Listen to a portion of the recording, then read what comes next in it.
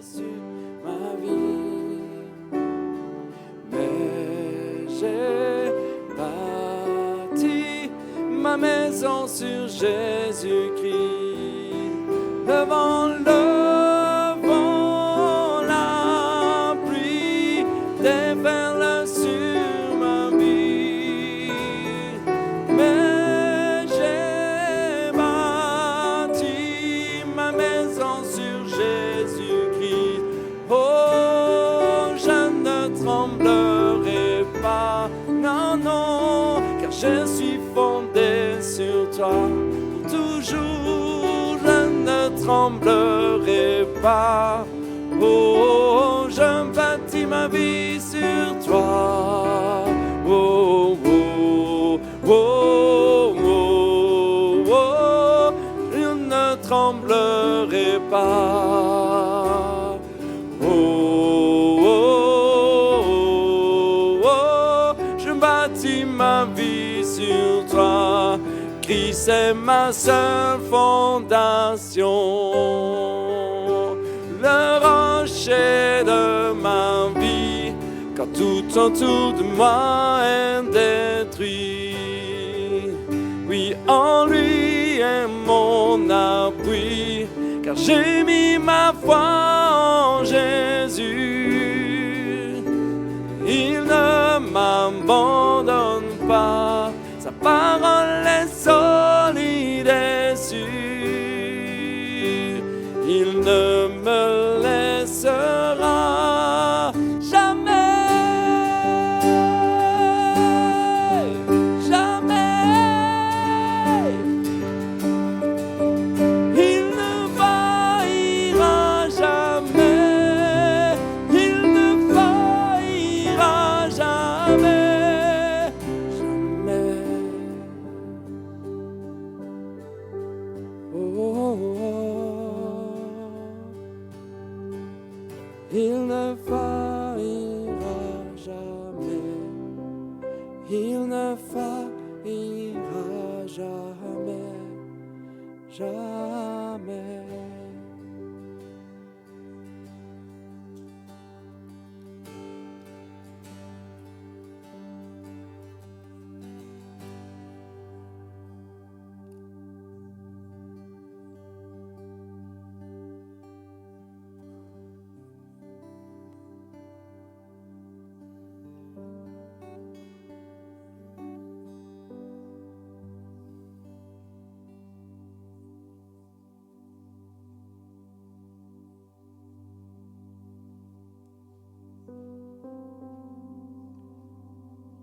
En Christ seul est mon espérance et mon assurance. Tu es le rocher de ma vie, Seigneur. Oh, tu es le rocher de ma vie, Seigneur.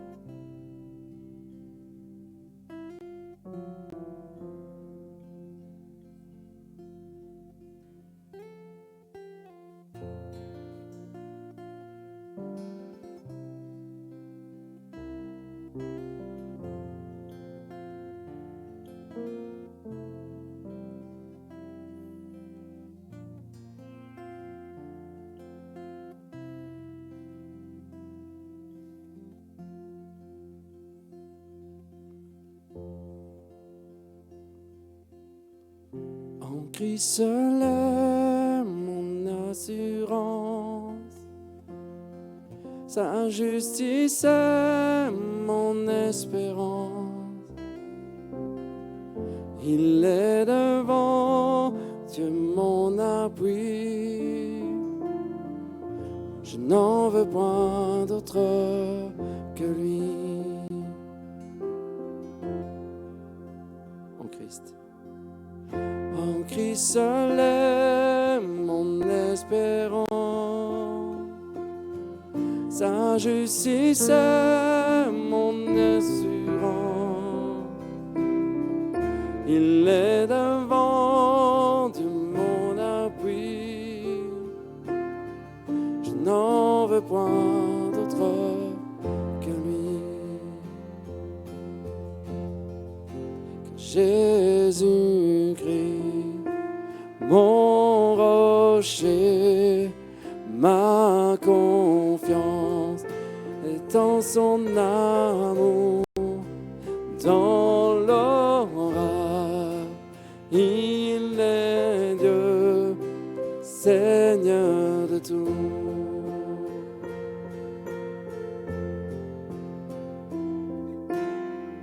Lorsque sur moi s'abattra, sa croix ranime mon courage. Quand tout faiblit autour de moi, sa présence soutient ma foi. Oh, sa présence soutient ma foi. Oui, Jésus-Christ, mon rocher, ma confiance est en son amour. Et dans l'orage, il est Dieu, il est Seigneur de tout. Jésus-Christ, mon rocher, ma confiance est en son amour. Et dans l'orage, il est Dieu, il est Seigneur de tout.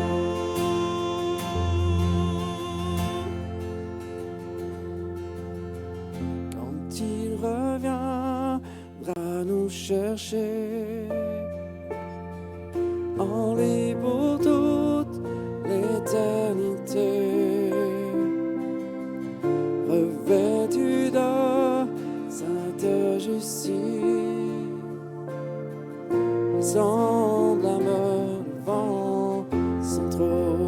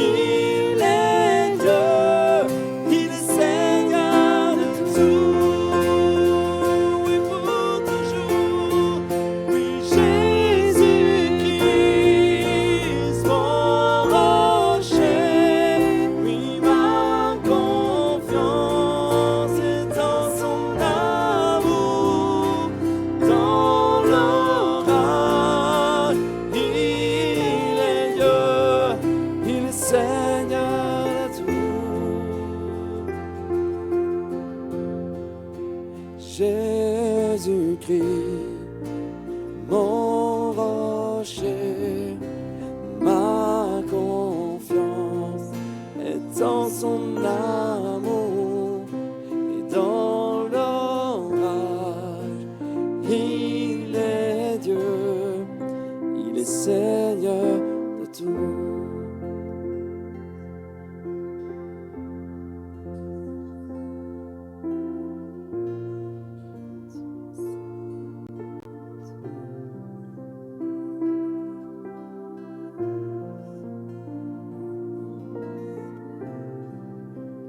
Dans l'orage, il est Dieu, il est Seigneur de tout.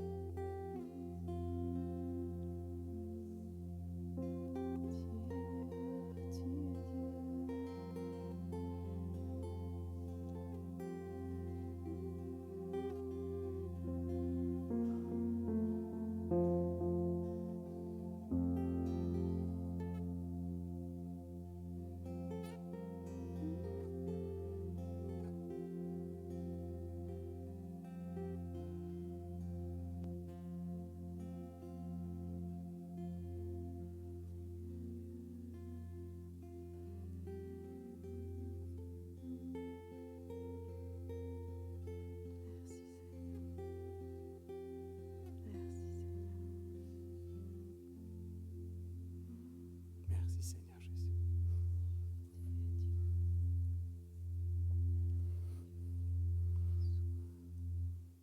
Je veux dire à quelqu'un qui traverse l'orage que c'est pas la première fois que Dieu calme une tempête ou que Jésus marche sur les eaux, alors fais-lui confiance. Au sein de la tempête, il reste Dieu, il reste maître.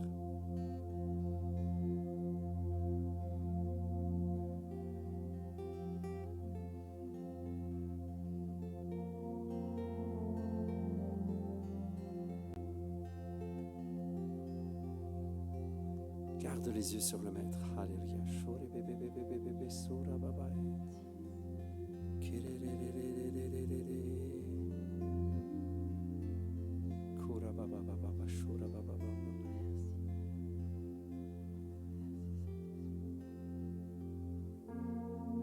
Garde les yeux sur le maître.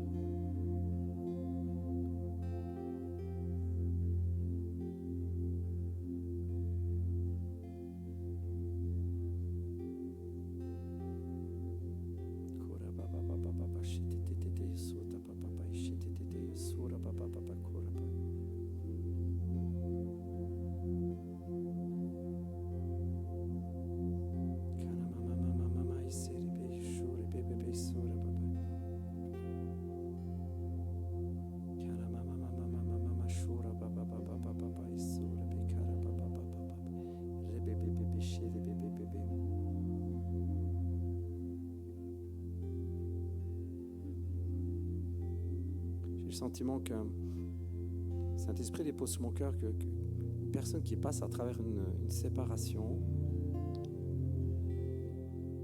évidemment toutes les séparations on les vit mal, c'est quelque chose de négatif pour nous, les êtres humains. J'ai vraiment sur le cœur que Saint-Esprit dépose sur mon cœur que c'est pour un bien, c'est une bonne chose en fait. Il y a un cœur qui vit une séparation et c'est compliqué, c'est difficile à gérer, mais ce que je reçois dans l'esprit, c'est que c'est une bonne chose en fait. C'est comme une tempête, mais de l'autre côté, en fait, c'est une bonne chose. Il faut juste garder les yeux sur le Maître. C'est une tempête à traverser, mais il est présent.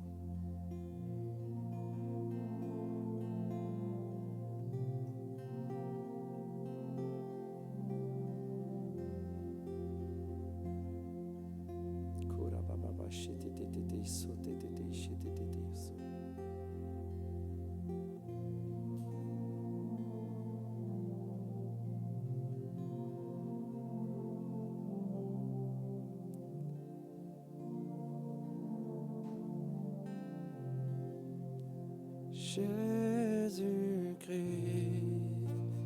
mon rocher, ma confiance. dans son amour et dans l'orage. Il est Dieu, il est Seigneur de tout. Oh, Jésus-Christ, mon rocher et ma confiance, et dans son amour, dans l'orage, il est Dieu, il est Seigneur de tout.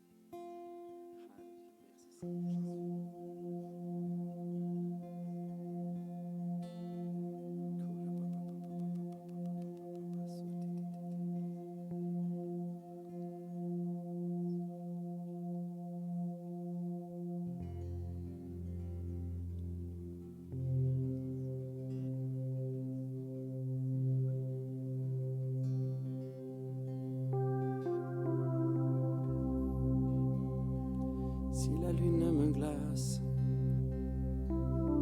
si le vent me nage, je ne craindrai rien.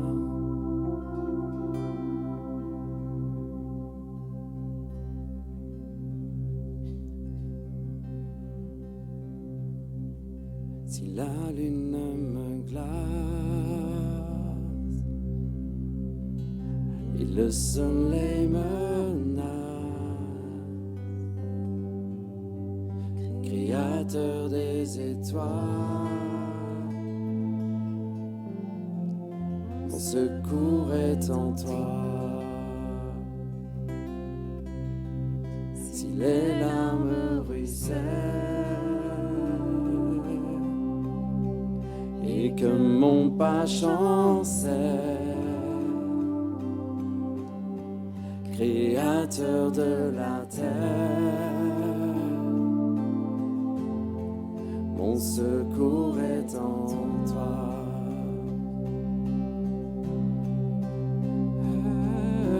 Je lève les yeux vers les hauts sommets. Toi seul est mon Dieu. Je proclame toi seul est ma force, toi seul me ressort, mon secours est en toi.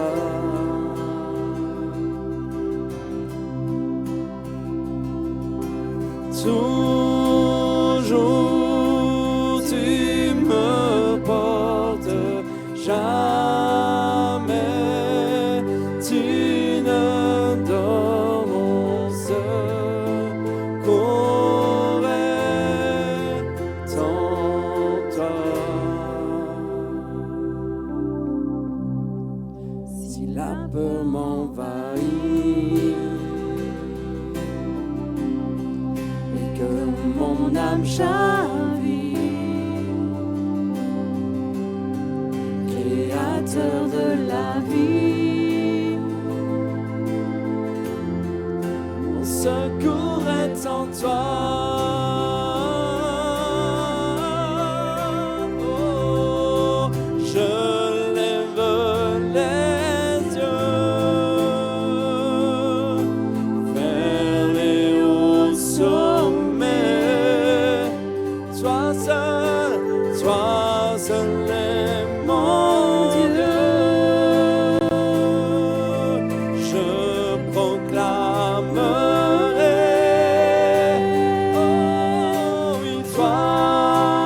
seul est ma force. Toi seul, tu me restaures, mon secours est, il est tout en toi.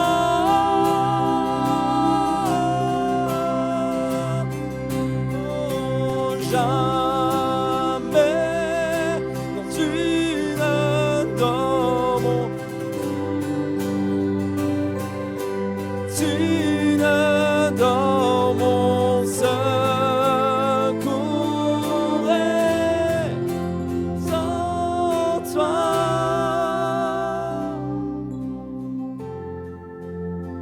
Mon secours est en toi. Mon secours est en toi. C'est vers toi que je lève les yeux. Tu demeures, oui tu restes. Ta victoire, mon espoir, ton chemin, mon destin, ton salut, c'est mon refuge, tout est en toi. Ta victoire, mon espoir, ton chemin, mon destin, ton salut, mon refuge, tout est en toi. Ta victoire, mon espoir, ton chemin, mon destin, ton salut, c'est mon refuge, tout est en toi. Ta victoire, mon espoir, ton chemin, mon destin, ton salut, Mon refuge, tout est en toi.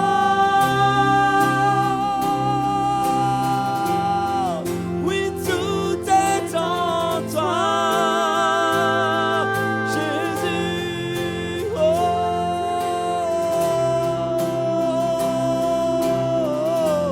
Oh, oui, tout est en toi. Non, tu ne changes pas. Oh, oh, oh,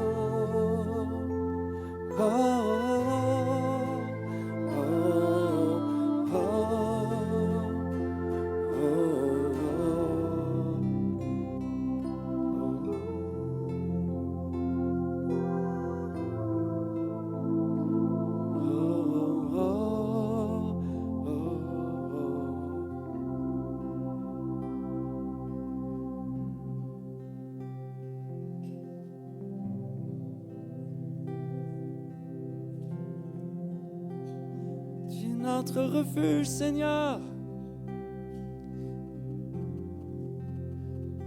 Tu es notre refuge, Seigneur. Nos victoires sont à toi. Nos victoires sont à toi.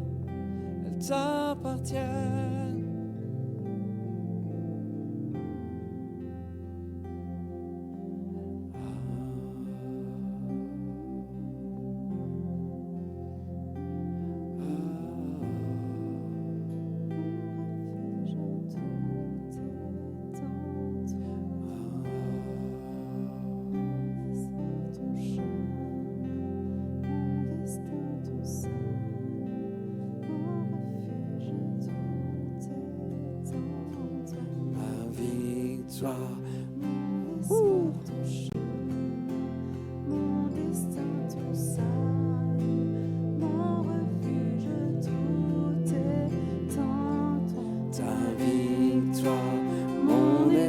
Ton chemin, mon destin, ton salut, c'est mon refuge, tout est en toi. Ta victoire, mon espoir, ton chemin, c'est mon destin, ton salut, mon refuge, tout est en toi. Ta victoire, mon espoir, ton chemin, mon destin, ton salut, c'est mon refuge, tout est en toi. Ta victoire, mon espoir, ton chemin, c'est mon destin, ton salut, mon refuge, tout est en toi.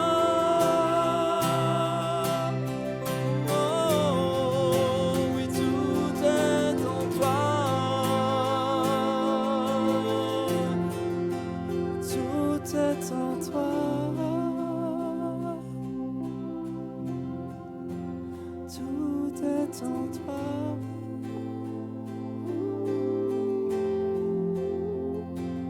Tout est en toi. Tout est en toi.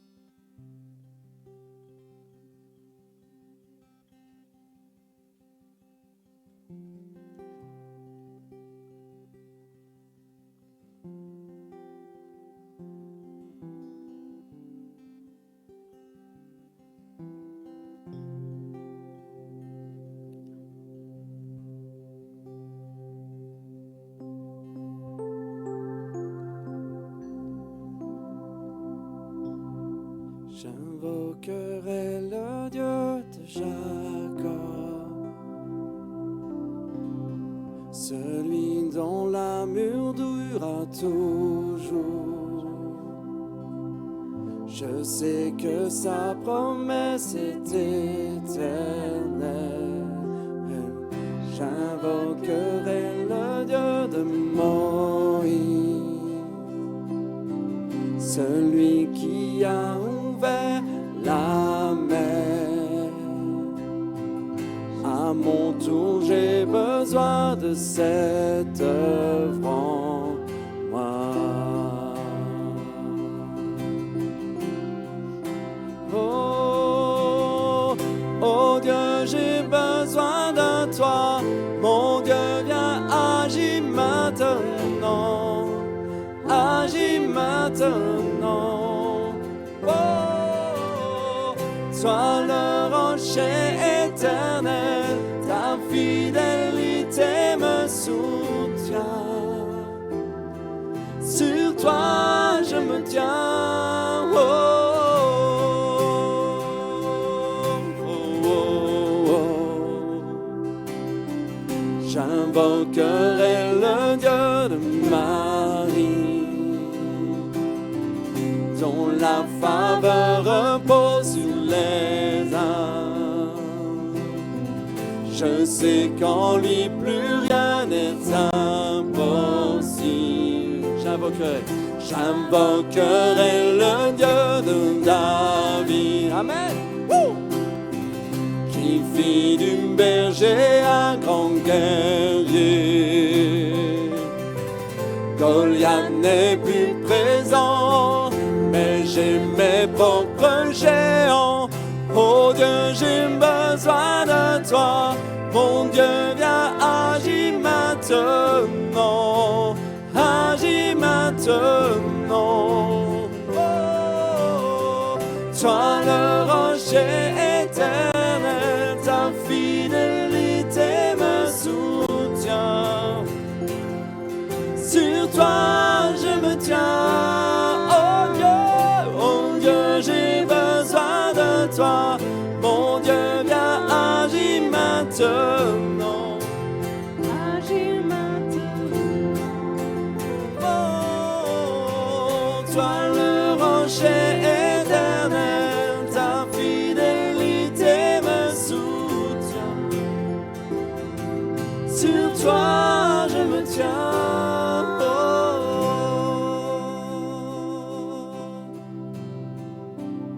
Tiens sur toi, Seigneur, je me tiens sur toi. Tu entends tes enfants hier et maintenant. Tu restes le même, tu restes le même. Tu réponds comme hier aux prières d'aujourd'hui. Tu restes le même. Alléluia. Tu restes le même. Tu as toujours pourvu, tu pourvoiras encore. Tu restes le même. Tu restes le même. Tu agis puissamment depuis la nuit des temps. Tu restes le même. Tu restes le même. Oui, tu guérissais hier. Tu guéris aujourd'hui. Tu restes le même. Tu restes le même. Sauveur par le passé, sauveur pour mon présent. Tu restes le même. Tu restes le même. Tu restes le même. Tu restes le même. Oh, oh. Oh Dieu, j'ai besoin de toi. Mon Dieu, viens, agis maintenant. Agis maintenant. Toi le rocher éternel, ta fidélité me soutient. Oui, sur toi je me tiens. Oh Dieu, j'ai besoin de toi. Oui, maintenant. Oh, oh, oh. Toi le rocher éternel, ta fidélité me soutient. Sur toi je me tiens.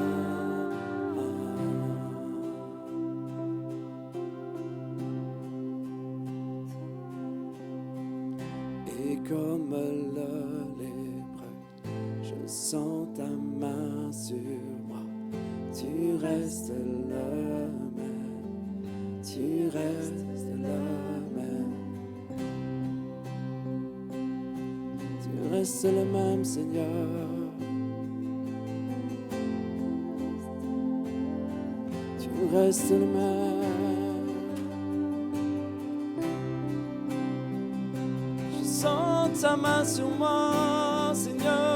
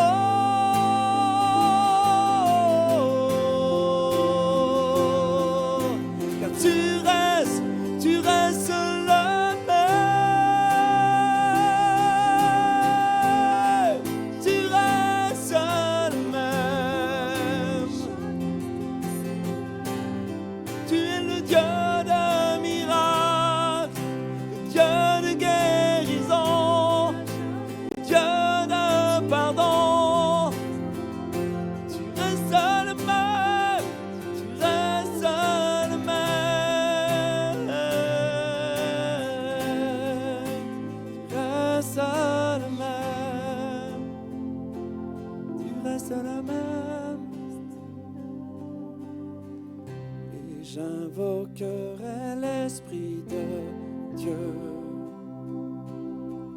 Fleuve puissant, viens me remplir à nouveau. Remplis-moi à nouveau. Remplis-moi à nouveau.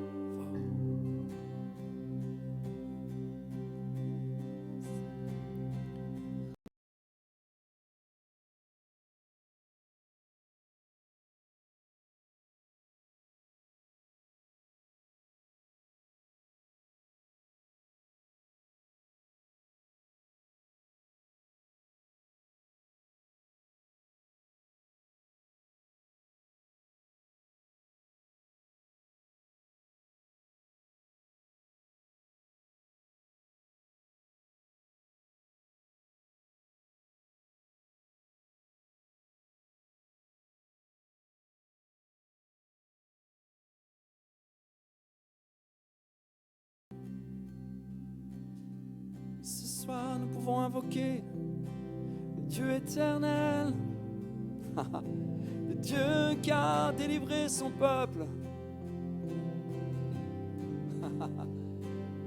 C'est le même Dieu qui a fait des prodiges extraordinaires dans le passé. Le Dieu qui parlait par les prophètes dans le passé.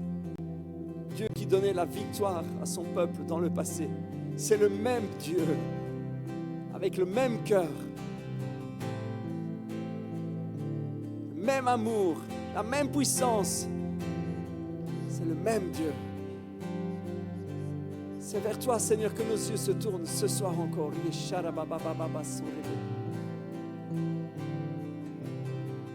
Tu restes le même. Tu restes le même.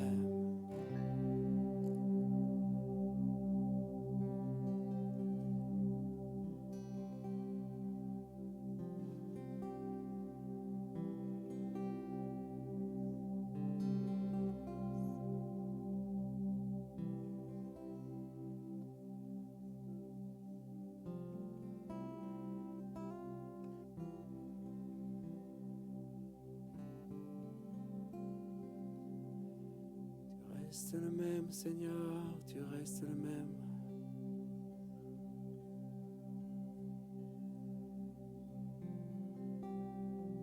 Tu restes le même, tu restes le même, Seigneur, tu restes le même.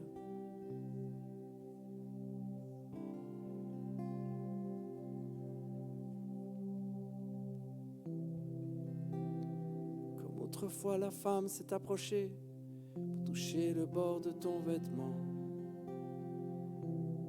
Seigneur, tu restes le même.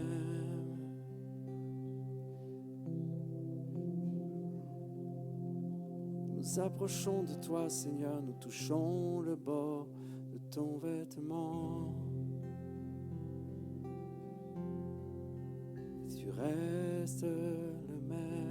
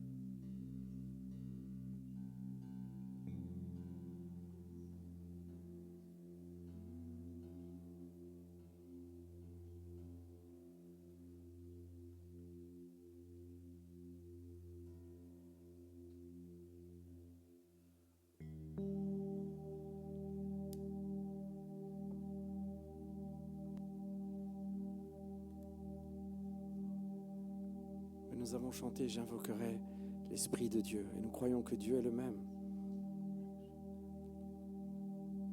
Nous croyons qu'il répond encore aujourd'hui l'Esprit de la même manière parce qu'il est ce Dieu-là.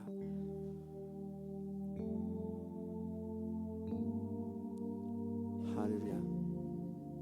Et nous croyons que Dieu veut comme un fleuve, il veut se déverser lui-même. Dieu Saint-Esprit, il veut se déverser d'une manière fraîche, nouvelle, encore ce soir. Si vous êtes venu avec le désir d'être touché par la grâce de Dieu, par sa présence, si vous êtes venu avec faim et soif, alors je vous invite pendant ce chant à vous approcher de lui avec foi. Nous l'avons chanté, il est le Dieu qui n'a pas changé, il est toujours le même. Ce que nous lisons dans la Bible est non seulement vrai, premièrement c'est vrai, deuxièmement c'est d'actualité. Parce que la parole de Dieu ne passe pas, elle est éternelle. Donc c'est vrai et d'actualité. Et nous croyons que le Saint-Esprit et pour aujourd'hui encore, avec les signes et les miracles, avec les dons, avec tous les charismes. Je vous invite à vous approcher avec foi, à ouvrir votre cœur.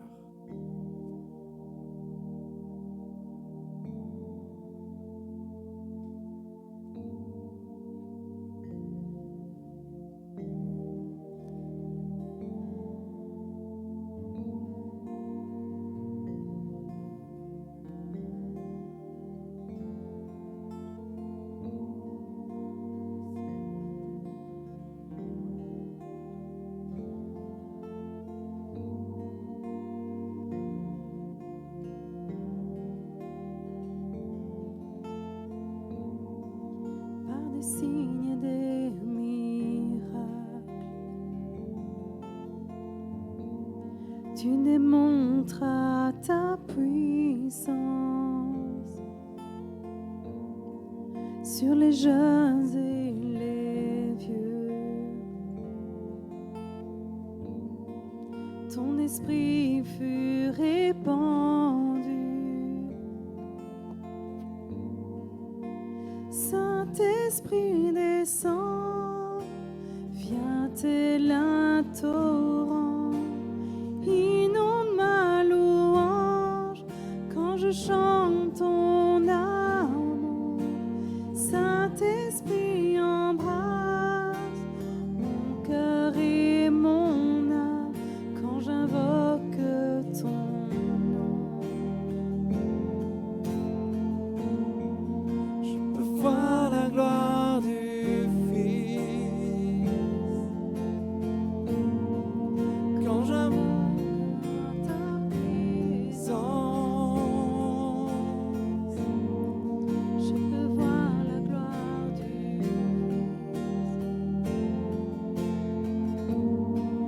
Quand je contemple les cieux, Saint-Esprit descend, viens tel un torrent, inonde ma louange quand je chante ton amour. Saint-Esprit embrasse mon cœur et mon âme quand j'invoque ton nom. Oh, quand j'invoque ton nom. Oh, quand j'invoque ton nom. Oh, quand j'invoque ton nom.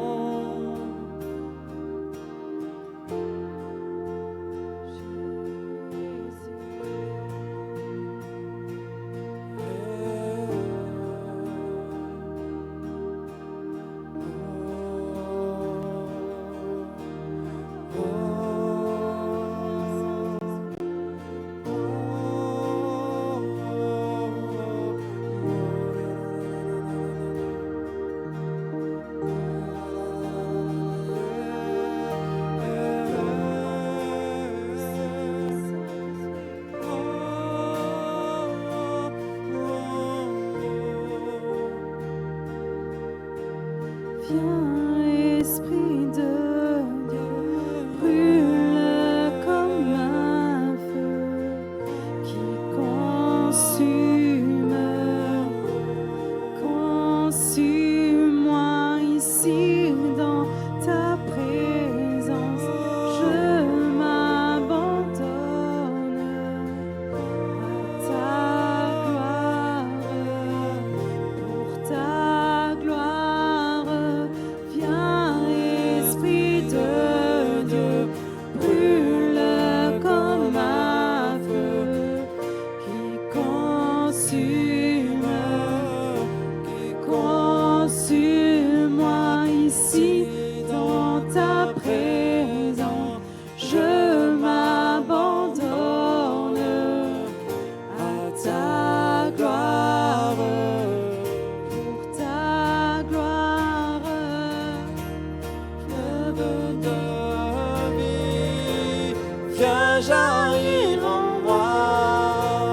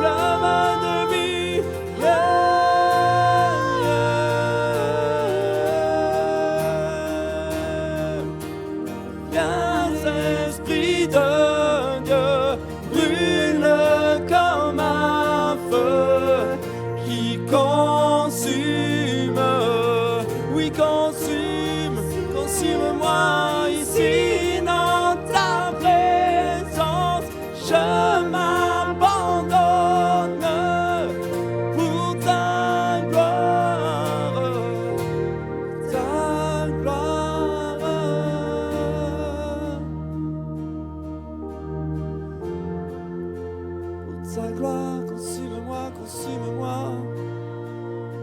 Voici mon cœur, Seigneur, voici mon cœur, Seigneur. Mama, iselelelele, yusore meme. Oh, Rihanna, mama, iselelelele.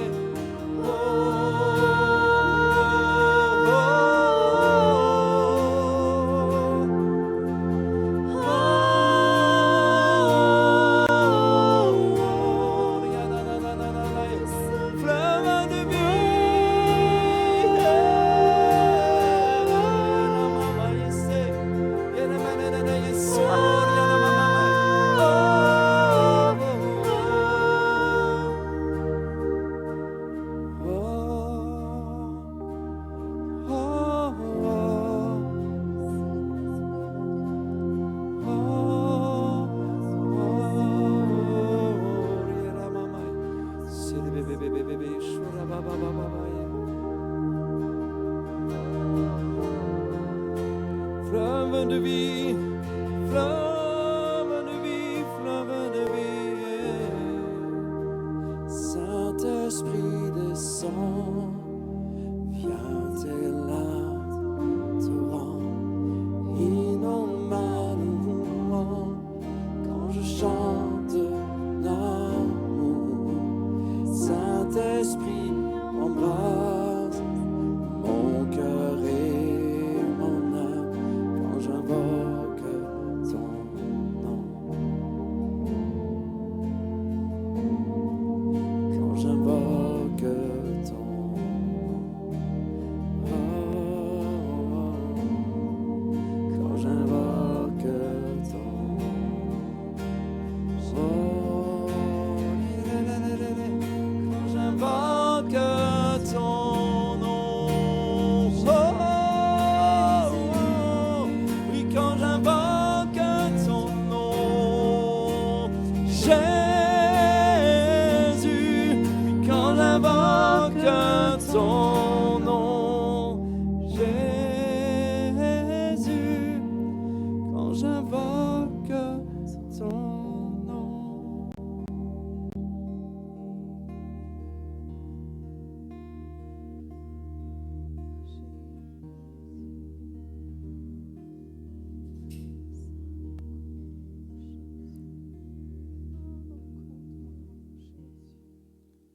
Merci Seigneur Jésus.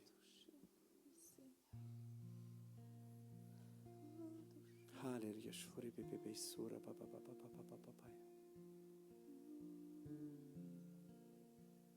Saint-Esprit,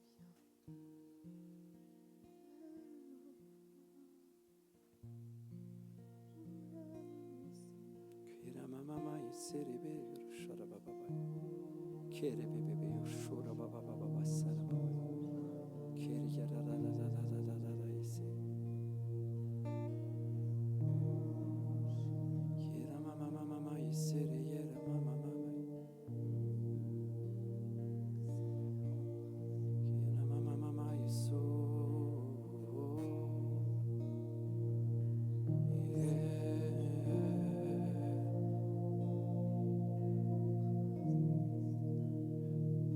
Tu restes le même, toujours présent.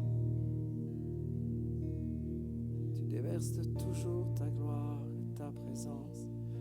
Tu restes le même, tu restes le même.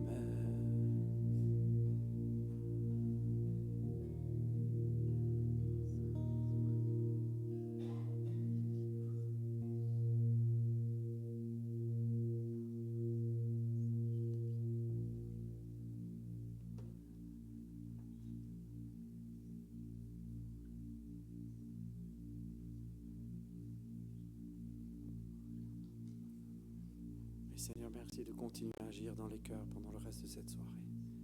Merci, précieux Saint-Esprit.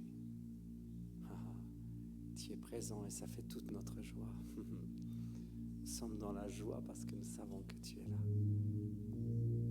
Tu agis, tu te déverses, tu te répands et tu bouleverses les cœurs encore ce soir. Shura baba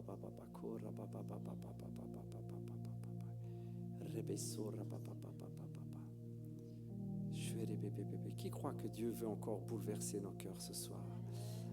Alléluia. Qui croit que vraiment Dieu veut changer, travailler en plus profond de nous-mêmes? Alléluia. Merci Seigneur pour l'œuvre que tu fais dans nos cœurs. Tu nous transformes. Merci par ta présence. Oui, tu nous transformes de gloire en gloire alors que nous sommes dans ta présence. Alors que ta parole descend jusqu'au fond de nos cœurs, jusqu'au fond de nos entrailles. Alors que tes mots, ta vérité, Seigneur, vient comme une semence dans notre terre, comme une semence dans notre cœur, de la terre que nous sommes. Cette parole vient en profondeur et nous transforme, nous change et porte du fruit. Merci Seigneur. Merci parce que tu es là ce soir et tu agis.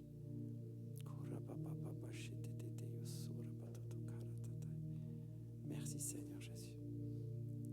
On veut rester dans cette atmosphère, dans cet état d'esprit d'adoration, de recueillement et de reconnaissance devant Dieu. Merci Seigneur. Merci parce qu'on veut être là devant toi avec une grande faim, une grande soif. Et en même temps une grande joie parce que nous savons que tu es fidèle. Alléluia. Merci Seigneur Jésus. Merci Seigneur. Alléluia. Alors que nous avons la joie d'avoir notre frère Paolo avec nous qui va nous partager ce que Dieu a mis sur le cœur, je vous invite vraiment à rester dans cet état d'esprit, ce cœur ouvert en croyant que Dieu est le même, il a toujours été, il le sera toujours. Et encore aujourd'hui, il est cette promesse éternelle de bénédiction, de gloire, de transformation, de pardon, de restauration. Il est cette promesse éternelle. Il est restauration. Ce n'est pas qu'il peut nous promettre la restauration, qu'il peut nous promettre la bénédiction, qu'il peut nous promettre la guérison. Comprenez, ce n'est pas qu'il peut nous promettre tout cela. Il est tout cela. C'est sa nature. Il est dans sa nature, il est joie parfaite, bonheur parfait, guérison parfaite. Il est provision parfaite. Vous êtes OK avec moi? Vous pouvez dire Amen alors. Et c'est ce Dieu-là que nous voulons recevoir encore ce soir, que nous voulons accueillir. C'est cette parole-là. Merci Seigneur. Merci Paolo d'être présent. Est-ce qu'on peut accueillir Paolo, s'il vous plaît?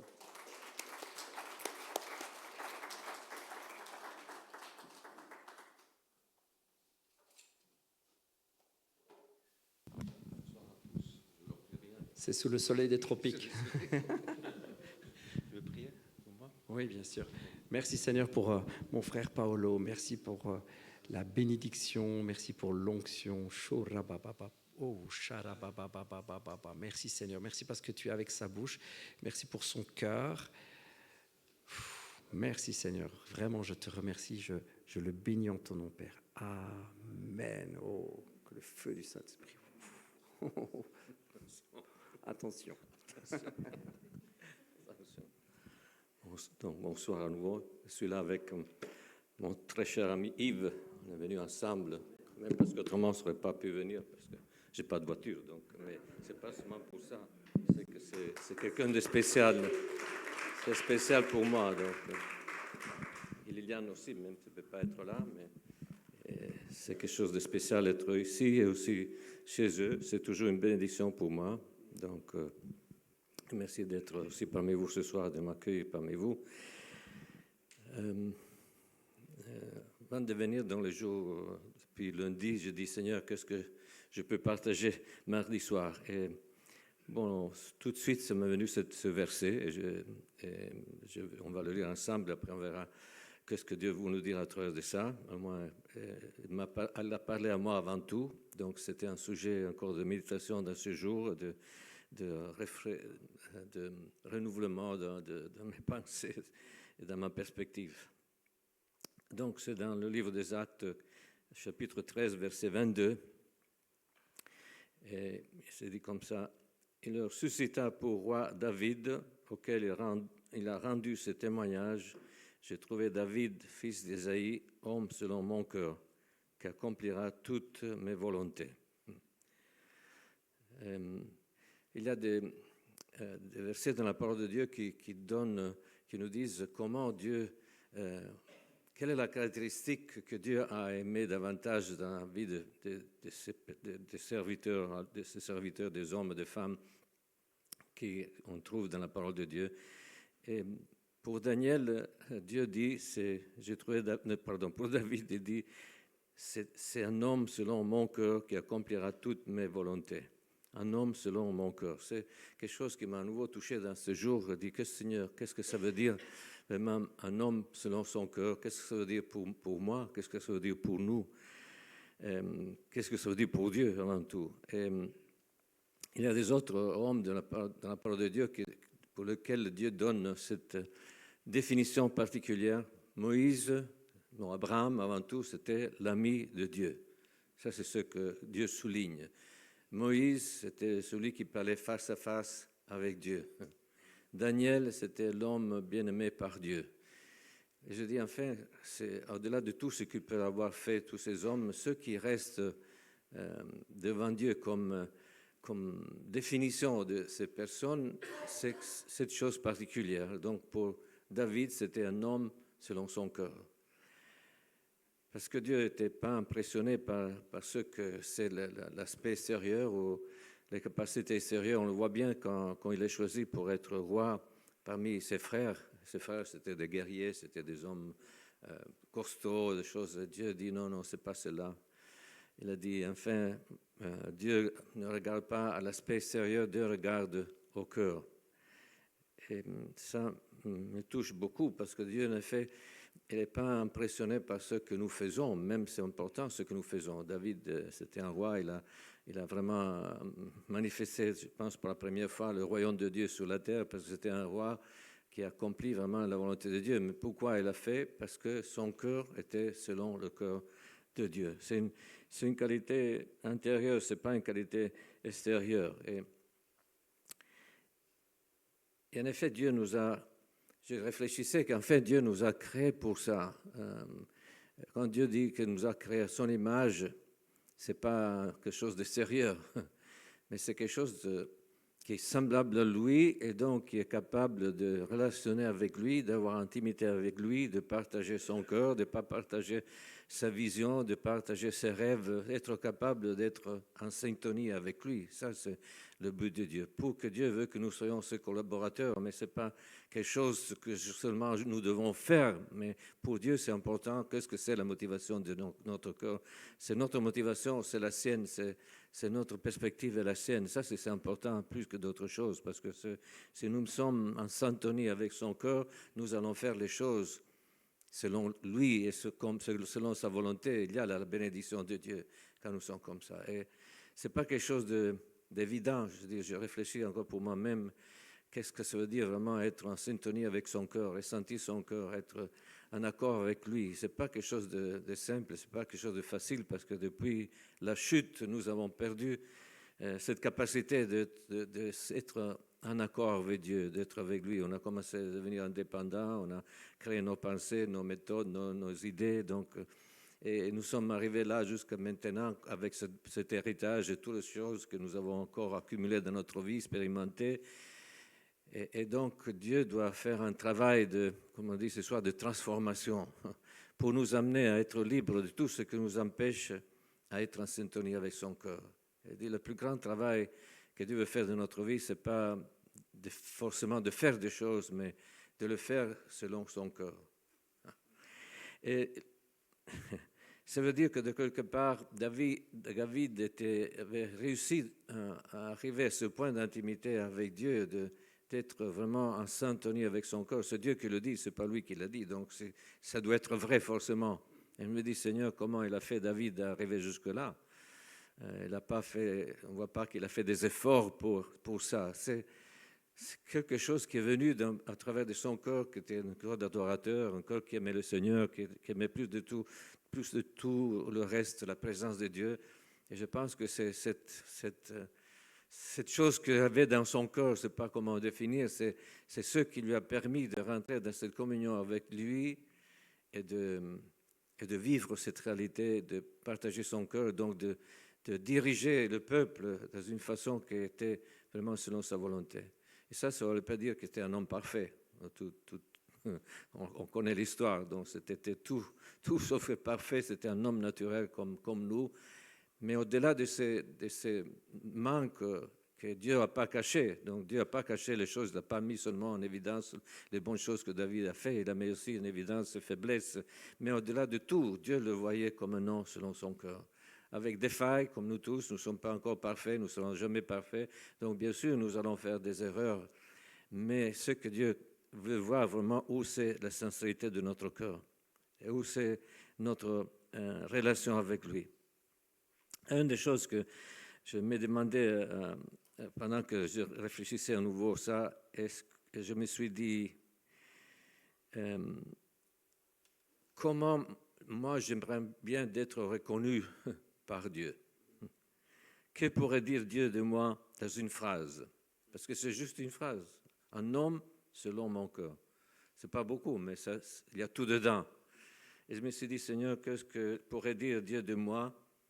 Est-ce qu'il pourrait dire la même chose ou quelque chose qui me qualifie selon son cœur? Je me suis demandé qu'est-ce que j'aimerais bien avoir comme épitaphe. Vous savez qu'est-ce que c'est l'épitaphe? Une fois, sur le tombeau, on écrivait cet homme, tout ça. Et je dis, Seigneur, qu'est-ce que j'aimerais bien qu'il soit écrit sur ça, mais pas seulement sur une pierre, mais devant toi et être rappelé pourquoi.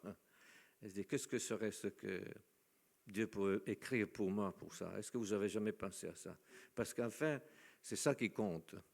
C'est pas tout ce que nous allons accomplir. Oui, c'est vrai, on est là pour un but, on doit accomplir des choses, mais Dieu veut se rappeler de nous, si on peut dire comme ça, comme il a fait avec David, pour cette qualité intérieure qui est dans la relation avec lui. Et quand je pense à cet homme comme David, que c'est ce niveau-là, quand je pense à Moïse qui parlait face à face avec Dieu comme un ami parle à son ami, et Abraham qui pouvait même demander à Dieu de changer sa pensée comme il a fait à l'égard de Jéricho. Je dis, Seigneur, mais waouh, ça me dépasse tout ça. Je dis. Et surtout quand je pense que ça, c'était l'Ancien Testament. Ils n'avaient pas l'esprit comme nous avons dans notre vie, et ils sont arrivés à vivre ça. Et je me dis, moi-même, c'est toujours un défi pour moi, parfois, qu'est-ce que ça devrait être pour nous? Oh, Seigneur, comme dit l'apôtre Paul, si ça c'était la réalité et la gloire de l'Ancien Testament, qu'est-ce que ça devrait être la gloire d'aujourd'hui? Je dis, on doit vivre toujours plus ou moins du 3e ciel en bas, de quelque part, je sais pas, mais quelque chose, on est différents, on a différents appels, tout ça c'est vrai, mais le fait de cette relation intime avec Dieu, ça devrait être quelque chose qui nous caractérise le plus, n'est-ce pas? Et moi, j'aimerais bien qu'un jour Dieu puisse écrire devant lui, pas devant les hommes, ça ne m'intéresse pas, mais devant lui, quelque chose de similaire au moins. Et c'est un défi, surtout parce que je m'approche à la fin de ma vie, donc je n'ai plus tout le temps pour changer que j'avais il y a 20 ans en arrière et dire peut-être c'est mieux que je puisse accélérer un peu le temps de chercher et de comprendre ce que Dieu pense de moi et de réfléchir. Donc est-ce que vous avez jamais réfléchi à ça? Qu'est-ce que vous aimeriez qu'il soit écrit de vous dans le ciel? C'est important. Pour moi, c'est important. De temps en temps, je me pose la question. Dans ce jour, je me suis posé à nouveau la question. Et je me suis dit, comment on peut arriver à vivre cette réalité? Bon, Jésus nous a donné la clé dans le sens qu'il nous a mis dans une position de pouvoir rentrer dans la relation avec Dieu, d'avoir accès au Père par l'Esprit, pas parce qu'on fait de bonnes choses, pas parce qu'on fait des efforts, mais parce que c'est Dieu, Jésus, qui a fait tout l'effort pour nous permettre de rentrer dans cette relation. Et je me dis alors pourquoi c'est comme ça, parfois c'est difficile de vivre tout ça. Moi je dis pour moi, peut-être pour vous c'est facile. Mais pour moi, ce n'est pas évident parfois, surtout dans certaines situations. Mais même c'est ça, au moins c'est ça que Dieu a fait, c'est ce que Dieu a permis. Donc nous, on devrait être au moins comme David ou comme Moïse, dit Seigneur. Et je dis, mais Seigneur, comment tu as accompli ça dans cette personne? Et j'ai réfléchi à ça, et je disais, enfin, c'est pas que David a fait des efforts, il a fait je sais pas, qu'est-ce qu'il a fait pour arriver à cette relation avec Dieu? Est-ce qu'il a dû faire des exercices difficiles, passer du temps à vivre des choses, s'efforcer de faire des choses? Pour lui, c'était normal et c'était spontané. C'était lui. Son corps était comme ça. Son corps était vraiment comme ça vers Dieu. Il dit, Seigneur, comment on peut devenir comme ça? Comment tu peux faire cette œuvre de nous rendre sensibles à toi comme ces personnes, de nous rendre vraiment dans son cœur avec toi? Parce que je répète ça, je me répète. Qu'est-ce que ça veut dire avec ton seul cœur avec Dieu? C'est de comprendre vraiment ce que Dieu a dans son cœur pour moi, pas seulement ce qu'il ressent pour moi, mais qu'est-ce qu'il est son but et son projet, qu'est-ce qu'il veut faire à travers de moi et qu'est-ce qu'il veut manifester avant tout. Qu'est-ce que Dieu veut, au-delà de ce que nous allons faire, qu'est-ce que Dieu veut manifester de soi-même au travers de nous? Il veut manifester son cœur. Jésus a dit, Jésus c'est un exemple, le modèle parfait de ce que ça veut dire. Jésus était toujours en relation avec le Père, il était vraiment au-delà de tout ce qu'on peut lire d'autres. Mais et qu'est-ce que c'était son but de tout ce qu'il a fait, des miracles, de tout ce qu'il a fait? Qu'est-ce que c'était le but principal?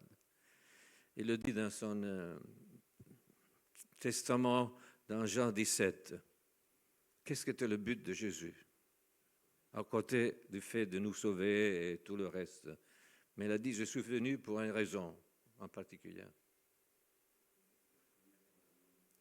C'est quoi? Ce n'est pas un examen, hein, juste pour... On ne va pas faire... Que nous soyons un, mais avant de ça, au début de chapitre 17, il dit une autre chose. Non, une autre chose. Pour faire connaître ton nom. Pour te faire connaître, pour que les autres puissent te reconnaître à travers qui je suis et à travers ce que je fais, sûrement.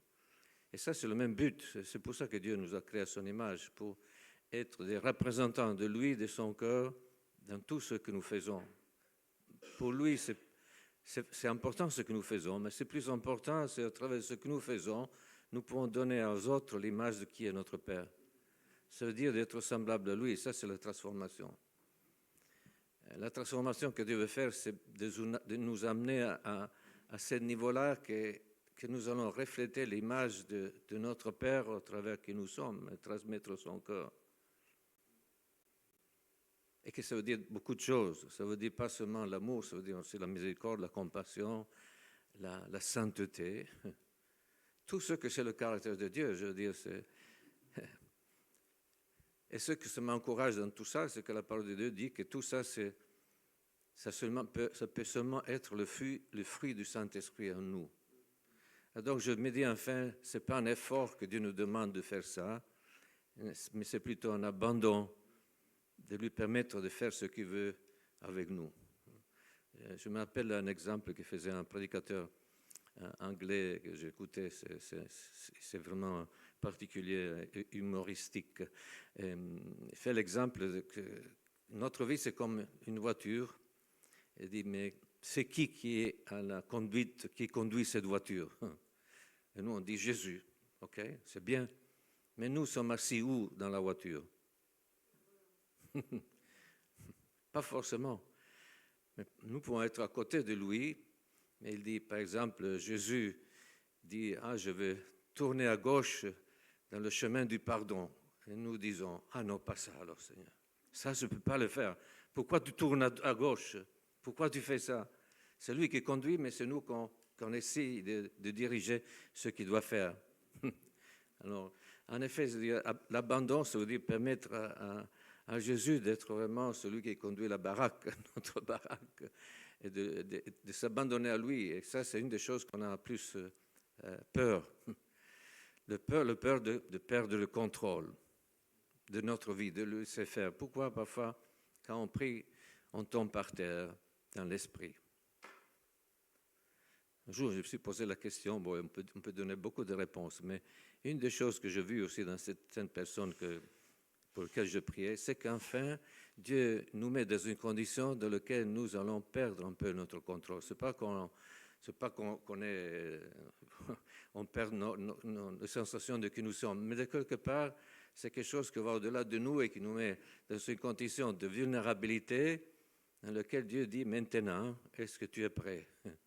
Parce qu'en fait, ce n'est pas la question de tomber par terre le problème dans l'esprit, c'est de ce que Dieu veut faire quand nous sommes par terre dans l'esprit. Parce que je le considère comme un lead d'opération. Si nous voulons voir une opération chirurgicale, il nous anesthésie et après on perd notre contrôle. On ne sait plus qu'est-ce qu'ils vont faire. Nous, on dort, mais le chirurgien peut faire ce qu'il veut. Est-ce que nous sommes sûrs qu'il va faire les bonnes choses? Est-ce que nous sommes sûrs que nous allons nous réveiller? Mais enfin, on le fait. Avec lui, on le fait. On se laisse mettre sur le lit, mettre l'anesthésie, tout ça, et décider de ne pas être conscient et de permettre à ce bonhomme de faire ce qu'il veut de notre corps. Et nous, on fait confiance à ça. Et je crois que Dieu, de quelque part, c'est la même chose qu'il fait avec nous. Je me rappelle d'une femme, elle avait peur de tout ce qu'on était en train de vivre dans ce moment. Elle ne voulait pas venir dans cette rencontre qu'on avait. Et donc, elle dit non, mais je n'ose pas, j'ai peur, je crains, ok. Un jour, je vois qu'elle rentre dans la salle, elle se met au fond de la salle parce qu'elle voulait être sûre que si jamais il sortait tout de suite de la porte. Et donc, on a commencé à prier pour les personnes. À un certain moment, je vois qu'elle vient devant, vers moi, et dit, est-ce que tu peux prier pour moi? Je dis, ouh là là, ça c'est... Donc, bon, Seigneur, je prie pour elle. Elle est venue parce qu'elle avait vraiment besoin, elle avait vraiment l'envie, donc elle est allée au-delà de la peur et s'est avancée. Et quand je prie, elle est tombée par terre, bien sûr, dans l'esprit. Après, je le laissais là pour que Dieu puisse travailler. À un certain moment, je me tourne, je vois qu'il me regarde avec des yeux comme ça, comme dire, aide-moi. Et alors, je m'approche, je dis, qu'est-ce qu'il y a? Il dit, je ne peux plus bouger. Je suis collé par terre, je ne peux plus bouger. Ah bon, je dis, c'est bien, enfin, le contrôle est parti. Et enfin, elle a dit, écoute, doucement, est-ce que tu peux appeler mon mari parce que je ne peux pas aller à la maison comme ça? Parce que son mari n'était pas là. Donc, on l'a pris à bras, on l'a assis sur la chaise. Elle est restée comme ça tout le jour là et toute la nuit. Bon, la nuit, son mari n'a pas pu dormir parce qu'il était secoué toute la nuit. Mais le Seigneur a fait un travail dans sa vie. Parce qu'enfin, elle ne pouvait plus le contrôler. Et c'est ça que Dieu veut faire dans notre vie. Ce n'est pas forcément parce qu'on doit tomber dans l'esprit, mais c'est juste une image de ce que ça veut dire l'abandon. Et Dieu, parfois, doit faire comme ça. Et parfois, nous, on résiste à ça. J'ai entendu cette histoire de cette rencontre qui priait pour les gens. Donc, il y avait un pasteur qui ne voulait pas tomber par terre. Donc, il s'est appuyé au mur. Comme ça, il dit, je reste debout. Et donc, quand l'orateur est venu prier pour lui, il était là debout, il a commencé à glisser le long le mur jusqu'à se retrouver par terre comme les autres. On dit, Seigneur, merci pour ta grâce que tu nous permets, que tu fais ce que tu veux. Donc, voilà. Bon, ce n'est pas forcément seulement comme ça, c'est juste un exemple de qu'est-ce que ça veut dire l'abandon. Dieu dit, ok, tu veux contrôler, bon, on va voir qui est le plus fort. Donc, et là, Dieu peut faire des choses, il peut nous rendre humbles. Merci Seigneur. Mais il y a une autre façon par laquelle Dieu nous travaille, nous transforme. Ça m'a rappelé quelque chose de très connu, mais je vois la connexion et ce que Jésus parle de la façon dans laquelle Dieu nous aide à être transformés par lui. Et c'est en Jean 15, l'image de la vigne. Il y a eu un moment dans ma vie où j'ai dû bien m'accrocher à ce texte pour comprendre ce que j'étais en train de passer, parce que c'était un temps très difficile. Je dis, Seigneur, qu'est-ce qui se passe? Je n'arrivais plus à rien faire, j'étais bloqué de différentes façons, les relations qui étaient cassées, le ministère cassé, tout était cassé. Donc je dis, Seigneur, qu'est-ce qui se passe? Et le Seigneur m'a mis dans mes mains un livre qui parlait de ce processus de la vigne, que je ne connaissais pas, je ne suis pas agriculteur, mais dans notre région, au Piémont, il y a beaucoup de vignes, donc on peut aller vérifier comment ça marche. Et mon beau-père était aussi quelqu'un qui était vigneron avant. Et donc, c'est ce livre, si vous avez jamais entendu, de ce chanteur louangeur, s'appelle Bob Sorg. C'était un Américain qui avait un don particulier dans la louange. Et à un certain moment, un jour, il a forcé peut-être sa propre voix et elle a cassé les cordes vocales. Et depuis ce moment, il n'a pas pu exprimer ce ministère de louange. Pour lui, c'était un grand choc, un grand traumatisme pour ça, parce qu'il dit, enfin, ça, c'est ce que j'aimais toujours faire, et maintenant, je ne peux plus même pas chanter. Et c'est là que Dieu lui a parlé de ça, et je lisais ce livre, j'ai compris comment Dieu veut travailler avec nous. Qu'est-ce que dit Jésus dans ce texte? Deux choses. Qu'est-ce que fait un agriculteur avec une vigne? Donc c'est vrai, peut-être, maintenant il semble que vous êtes en train de développer des vignes. Il m'a dit aussi en Belgique qu'il y a du bon vin qui va sortir, mais Seigneur, peut-être c'est prophétique. Hein? Peut-être c'est lié à le fait de la vigne, de fruits, du bon vin, de vin nouveau. Ben, quand même, ça c'est, voilà. Quand même, Jésus dit il y a deux choses que l'agriculteur fait à la fin d'une récolte. Donc quand il a fait le vendage, donc il faut faire un travail pour la prochaine récolte de raisin. Et donc la chose que fait ces deux choses, c'est de couper et l'autre c'est d'émonder la vigne.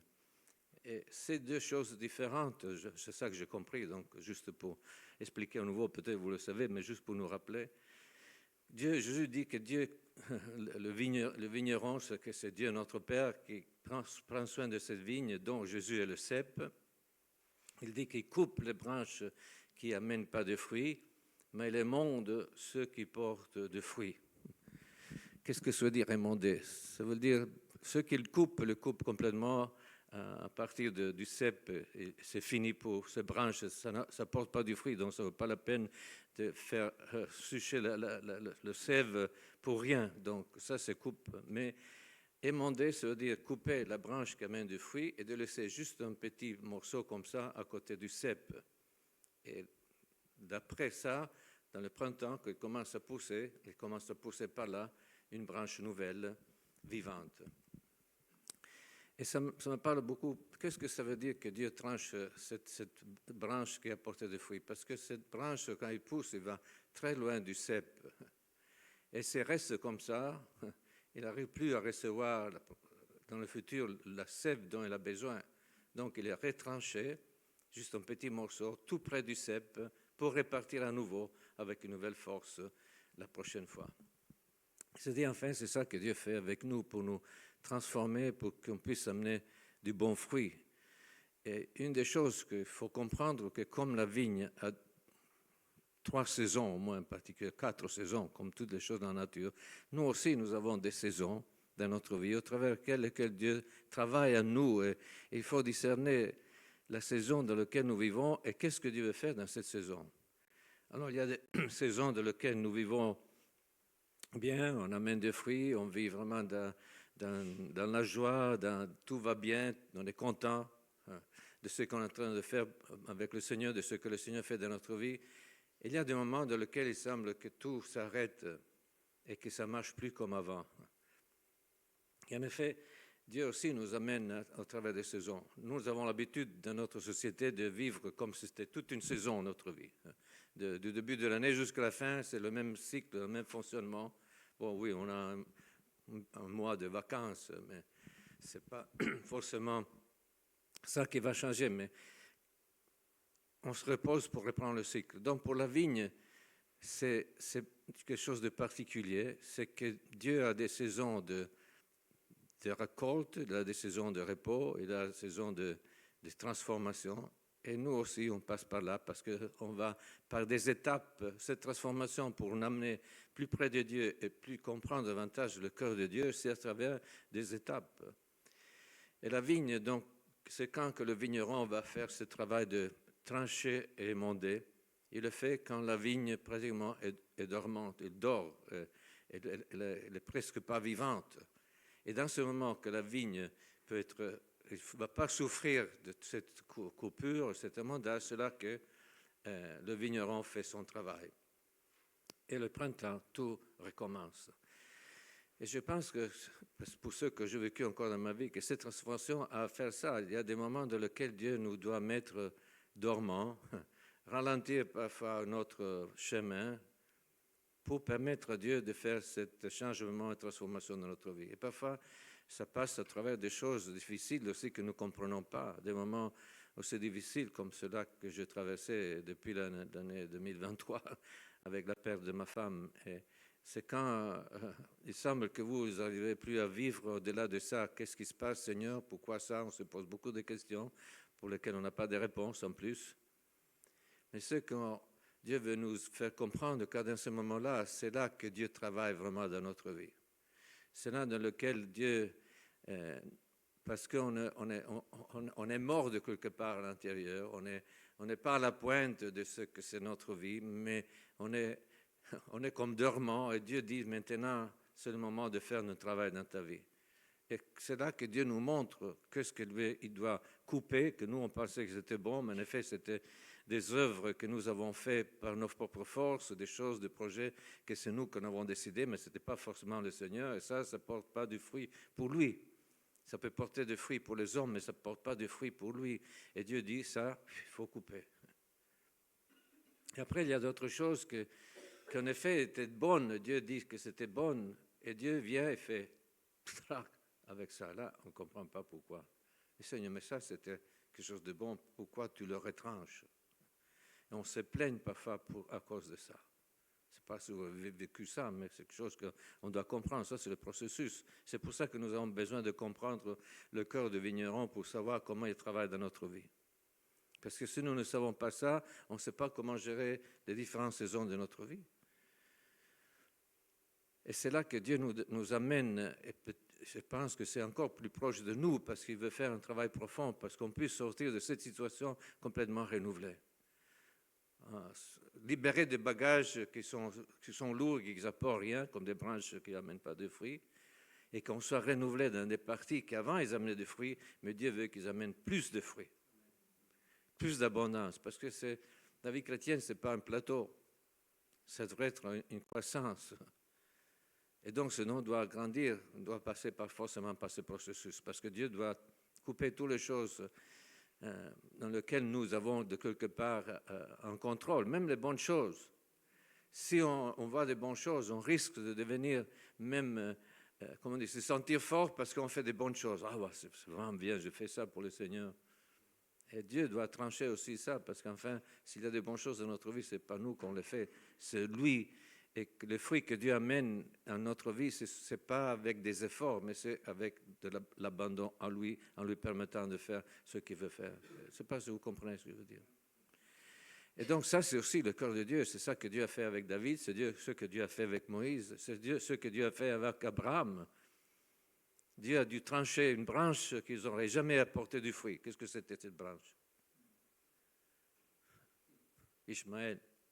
Lui, il n'a pas un héritage en toi. Moi, je vais faire des choses avec lui, mais ce n'est pas ton héritage. Donc, cela, tu dois le renvoyer.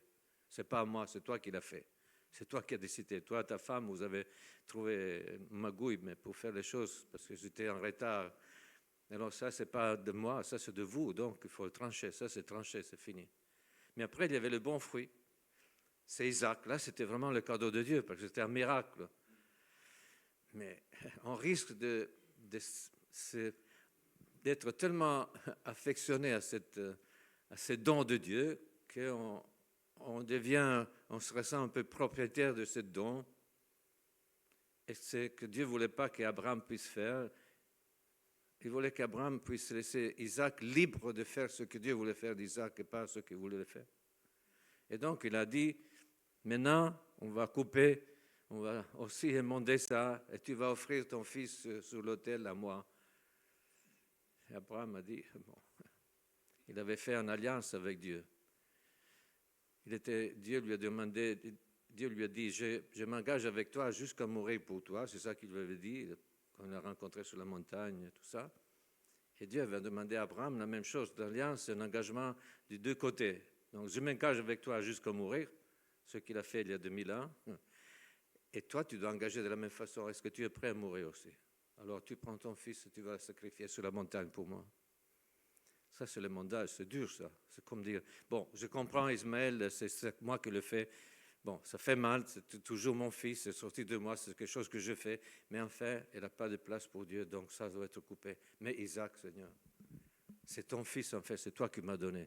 Pourquoi tu me demandes ça? Parce que Dieu veut aussi détacher notre cœur de ceux qui lui appartiennent et qui reste lui, même si nous, Dieu nous appelle de le gérer, mais c'est Dieu qui doit être le patron. Et c'est comme ça que nous pouvons vivre comme David selon son cœur. Qu'on n'écoute pas ce que nous voulons, ce que nous ressentons, mais nous vivons pour ce que Dieu veut faire, même des bonnes choses qu'il nous donne, surtout notre vie. Et ça, c'est la transformation. Je ne sais pas si ça vous dit quelque chose, mais ça, c'est la vie chrétienne, je dis, Seigneur. Nous sommes là pour un but. Et chacun de nous, et ça, c'était toujours ma passion, mon combat, Seigneur. Qu'est-ce que tu veux de moi dans cette vie, Seigneur? Je veux pas la perdre. J'aimerais bien faire ce que tu veux que je fasse. Et je me pose encore beaucoup de questions à ce regard. Parce que plus on avance, qu'on pense de connaître, et plus on se rend compte qu'on ne connaît rien du tout. Je me rappelle de cette phrase qu'il avait dit un père spirituel pour moi, je n'avais pas compris tout de suite. Il avait dit, plus j'avance, je connais, plus je me rends compte de ne pas connaître les choses de Dieu. Et moi, c'est la même chose. Quand j'étais convaincu d'être bien dans ce que Dieu voulait de moi, après, je me trouve à nouveau à me poser la question, qu'est-ce que c'est maintenant, Seigneur? Vous savez, nous avons des saisons dans la vie, même à niveau naturel. On ne peut pas faire les mêmes choses au même niveau. Et on doit comprendre pour chaque saison de notre vie qu'est-ce que c'est le projet de Dieu pour nous. Et être attentif à ça.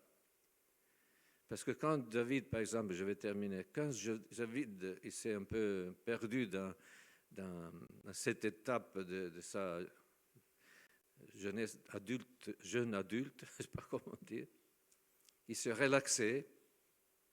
Il a dit maintenant, ils m'ont dit que je ne dois plus aller à la guerre parce que je suis un peu âgé, donc je dois me mettre...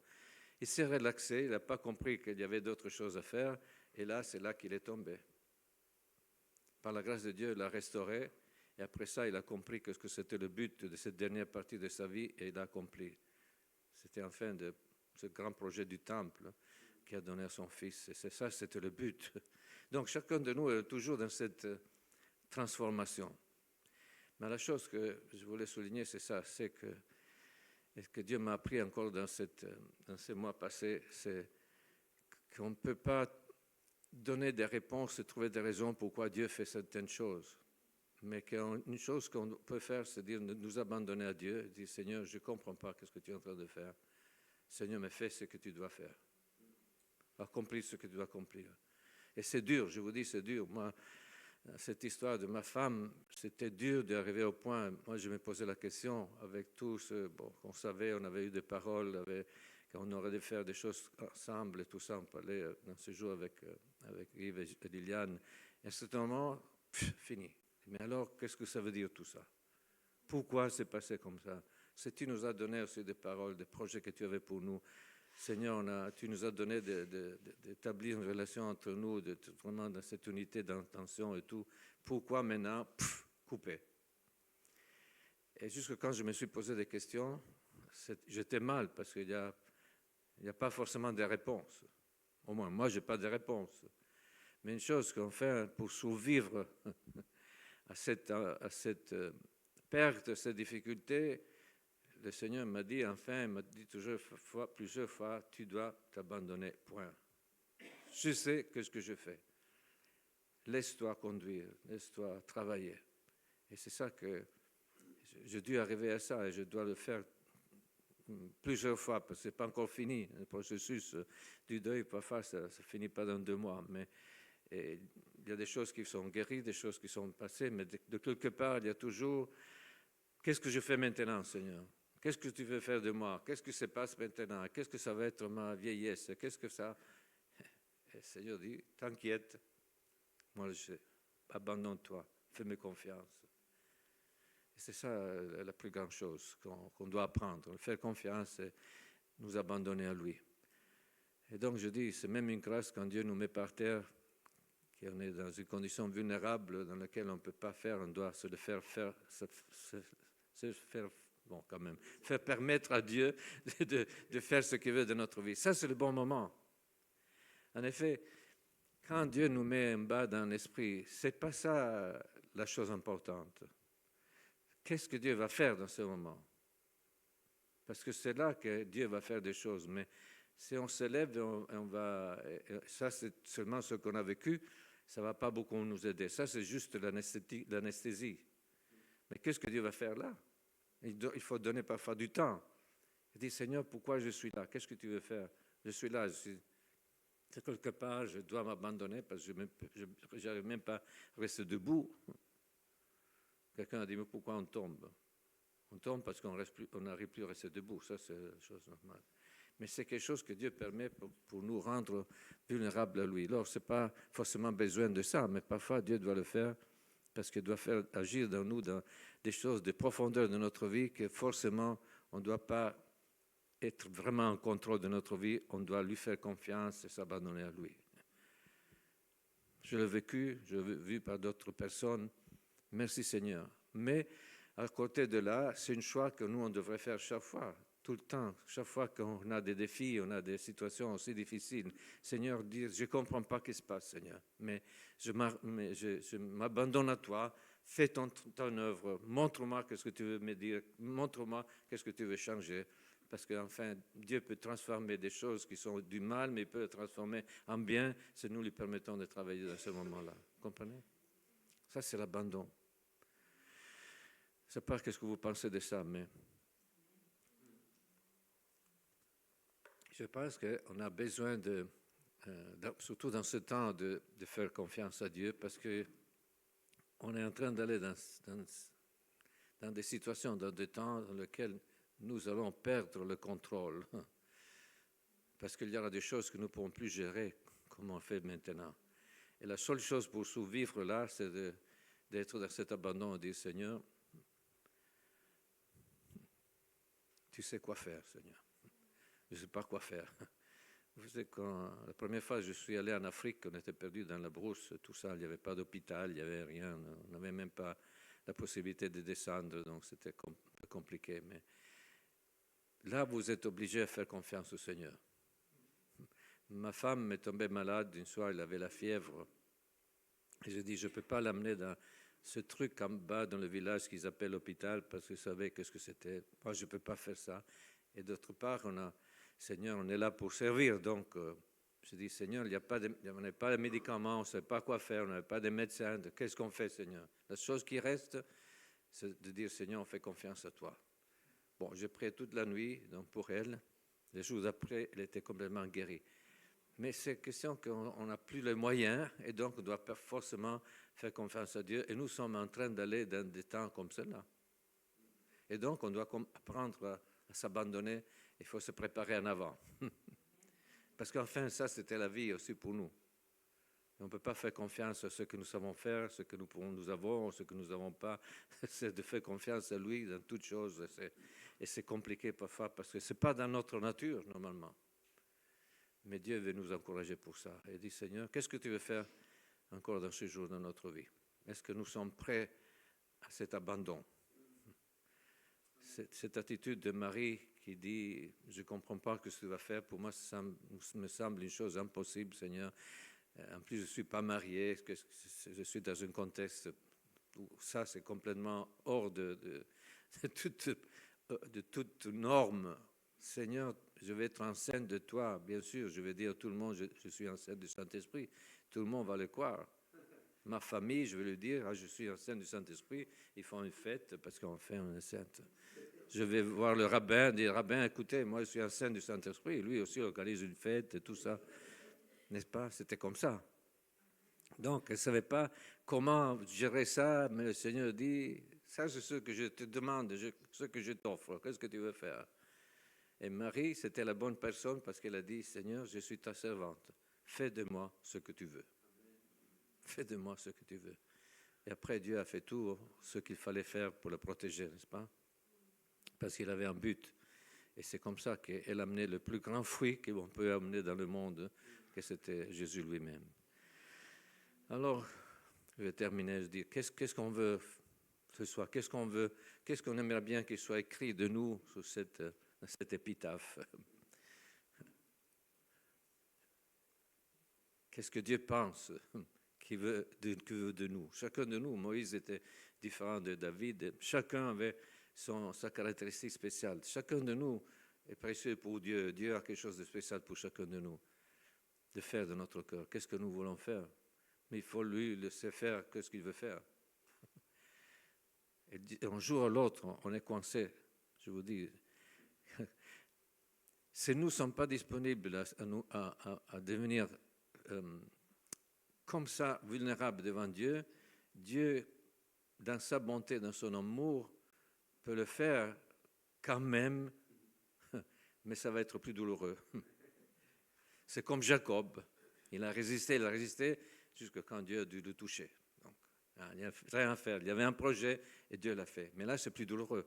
C'est nous, on s'abandonne. Avant, ça va être plus facile. C'est comme la vigne, donc, elle est dormante, donc elle ne se rend même pas compte de ce qui se passe. Elle vient, la vigneron, tac, tac, tac. Et quand elle se réveille, tout est nouveau et il y a des fruits nouveaux. Amen. Est-ce que nous voulons ça? Amen. Alors, on va prier pour ça ce soir, si vous êtes d'accord. Comme on a dit, chacun de nous, on vit des choses peut-être difficiles, mais ce n'est pas ça le problème. Aujourd'hui, on allait rendre visite à une personne qui est en train de vivre quelque chose de difficile.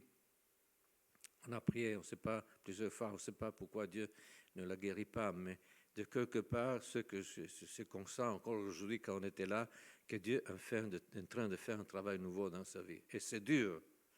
C'est dur pour elle, c'est dur pour sa famille, mais je suis convaincu qu'à la fin de ce travail, elle va être une femme différente. Même si elle était déjà une femme particulière, mais il y a encore plus qu'elle va faire. Mais c'est un moment de douleur, de souffrance. Et ce n'est pas ce que Dieu est en train de faire en elle, mais je suis convaincu qu'il est en train de le faire et que peut-être c'était la seule façon de le faire, je ne sais pas. Mais je sais que Dieu a un but dans tout ça et que Dieu va le faire. Parce que dans chaque chose qui se passe dans notre vie, rien échappe au Seigneur. Il est en contrôle de tout. Il a un but, il est déterminé à l'accomplir. Pour chacun de nous ici, il y a un but. Et lui, il est déterminé à amener ce fruit, à faire sortir ce fruit de chacun de nous, que c'est à sa gloire. Et ça ne dépend pas de nous, ça dépend seulement de lui. Du fait que nous, on s'est abandonnés, on lui a dit, fais de moi ce que tu veux. C'est dangereux, parce que ça peut troubler notre vie, nos habitudes, notre sécurité.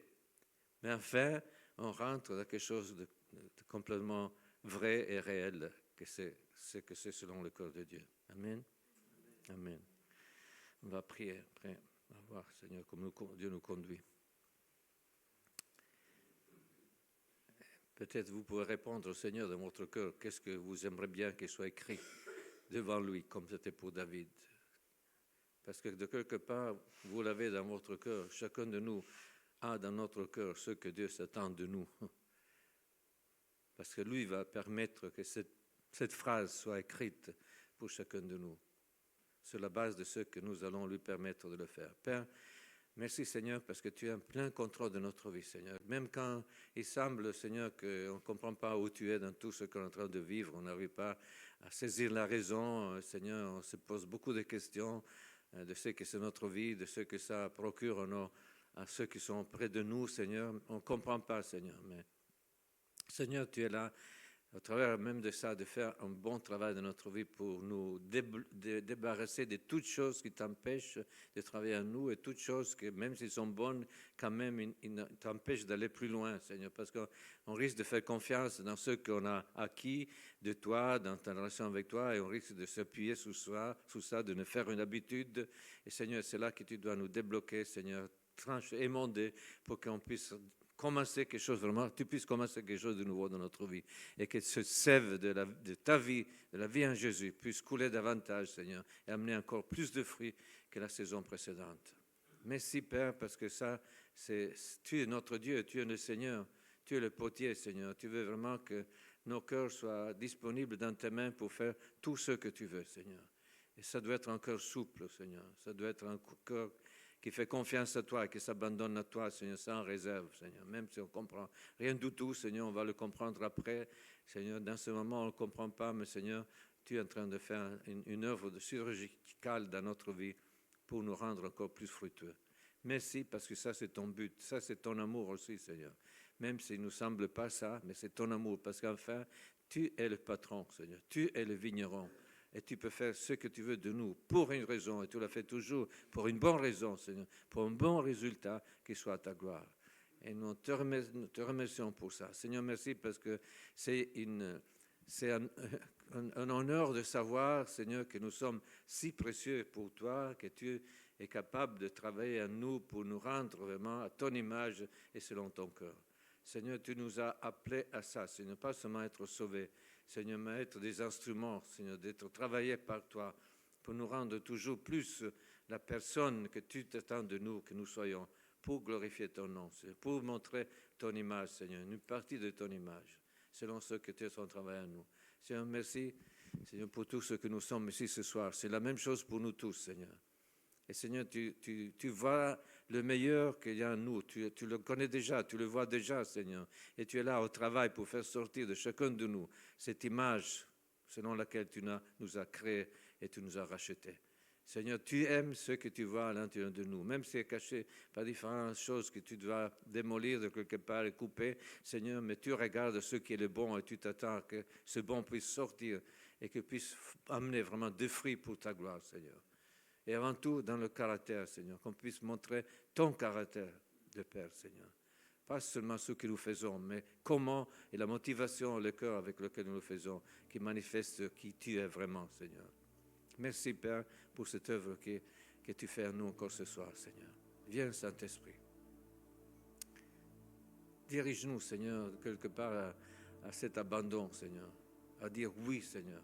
Je laisse, Seigneur, ce que je veux, je laisse c'est mes projets, Seigneur. Je mets tout devant tes mains, Seigneur. Je mets tout sur l'autel ce soir. Je veux commencer tout à nouveau. Je veux te permettre de faire ton travail à moi et de devenir ce que tu veux que je sois. Pardon. C'est ton désir, Seigneur. Et nous voulons, Seigneur, vivre vraiment selon ton cœur, selon ton désir pour notre vie, on être en accord avec toi ce soir. Comme Marie a dit, elle est née, elle est grandie dans sa jeunesse sans savoir quel était le but de sa vie. Mais ce jour-là, c'est devenu clair. Et quand elle a dit oui, il a pu te permettre de l'accomplir dans sa vie. C'est la même chose pour nous, Seigneur. Donne-nous le même sentiment encore ce soir. Seigneur, je remets encore une fois ma vie devant toi, moi-même, Seigneur. Dans toutes les choses que je pas encore de la peine, Seigneur, à laisser aller, Seigneur.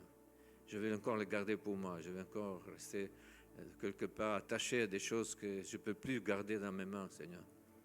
Moi aussi, je veux remettre encore une fois ce soir tout ça dans ta main. Dis, fais de moi ce que tu veux, Seigneur. Viens, Saint-Esprit. Et c'est vous, ressentez que Dieu vous appelle à faire ça ce soir. C'est vraiment Dieu vous appelle à prendre cette nouvelle décision devant le Seigneur, cet abandon comme Marie et comme d'autres dans sa parole. Vous pouvez vous lever, on va prier pour vous si vous voulez, pour vous encourager dans ce chemin. Ce n'est pas une chose qu'on peut faire juste avec notre volonté.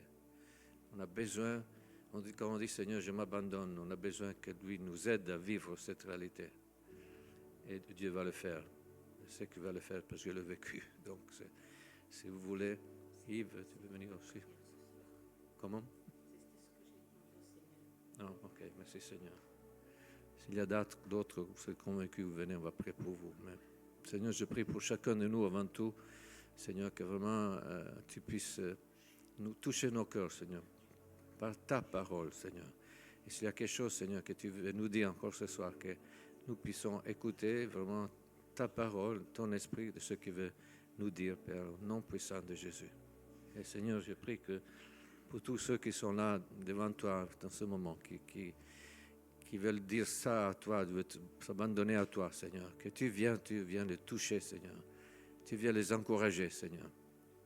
Et que tu les prends vraiment dans tes mains, dans une manière nouvelle, Seigneur, que tu puisses faire vraiment l'œuvre que tu as dans ton cœur de faire dans leur vie, Seigneur. Pour ta gloire, Seigneur. Pour ta gloire, Seigneur. Afin qu'ils te glorifient au travers de cette image, Seigneur, que tu les as créés pour être, Père.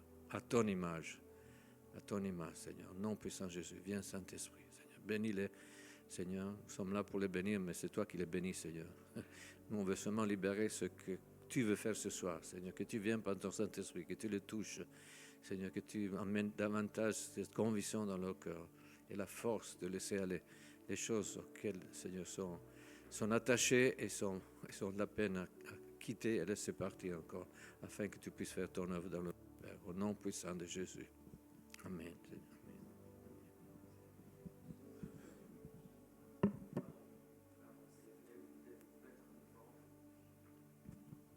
Pour ceux qui veulent qu'on prie pour eux, vous pouvez venir devant, comme ça. Ouais. Alléluia, merci Saint-Esprit.